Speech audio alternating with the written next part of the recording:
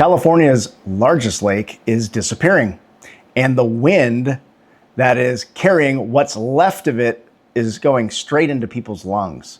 The Salton Sea has lost 70 square miles of its surface area, about 20% of the lake, as water that used to fill it got diverted to cities and farms instead.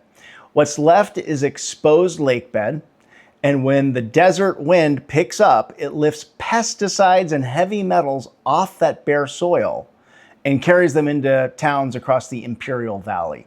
That's right outside of Palm Springs. Researchers at USC and UC Irvine found the dust is now stunting lung growth in the kids who live there. And the state is racing to cover 30,000 acres of shoreline by 2028 because the exposure has gotten that serious. Here's the part that should bother every leader listening, not just the environmentalists or parents or citizens. That lake was really never a lake. It formed by accident in 1905, over 100 years ago, when the Colorado River breached an irrigation canal and flooded the basin. It only stayed full because farms poured runoff into it for the next 100 years, runoff loaded with pesticides and other contaminants. People built resorts on the shoreline and assumed the water would always be there, because for decades it was. The poison in the soil was always there too. The water just kept it buried. Most companies have something similar inside their numbers, an asset that only looks solid because something outside it is holding and propping it up.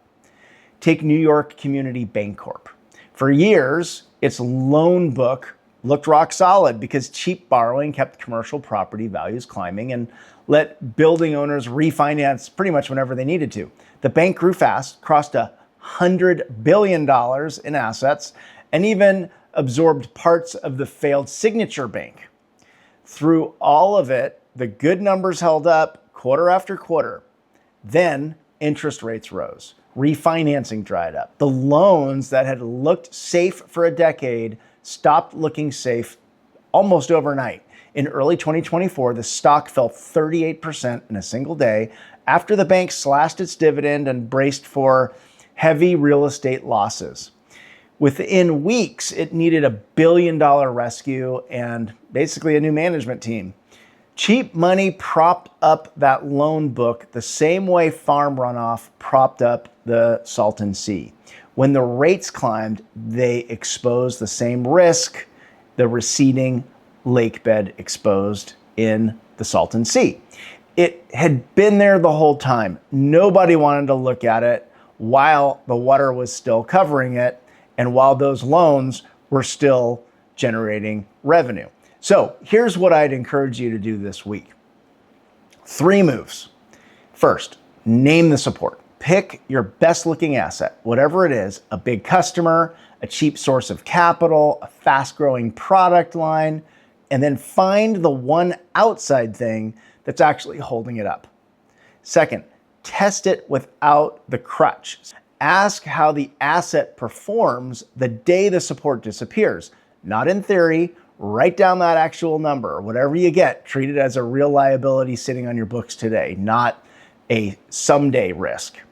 And then third, clean it up early. Deal with the support that's been hiding while you still control the timing. That's the whole difference between the Salton Sea and a company that catches this in time and acts proactively. The lake had no one managing it. You manage your company. Anything held up by an outside assumption looks completely solid right up until the day that it's not. The Salton Sea took 100 years to expose what was sitting underneath it. Your balance sheet, your loan book, your customer concentration, your market focus, none of those will give you 100 years. That's the reframe, so you can leapfrog the headlines, your leadership, and your business. Subscribe so you don't miss the next one, and find me at sorenkaplan.com. And if you like this podcast, please follow it and give it a rating or a like.